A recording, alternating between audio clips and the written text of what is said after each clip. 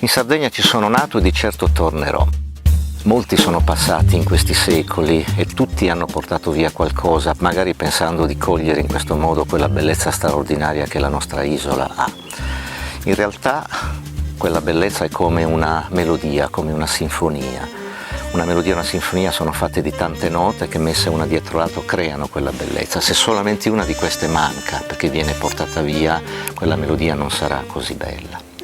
In Sardegna sono state portate via tonnellate di sabbia, di conchiglie, di coralli e questi vengono sottratti alle nostre coste e ne deturpano quella bellezza e quel senso melodico per la quale la Sardegna è conosciuta.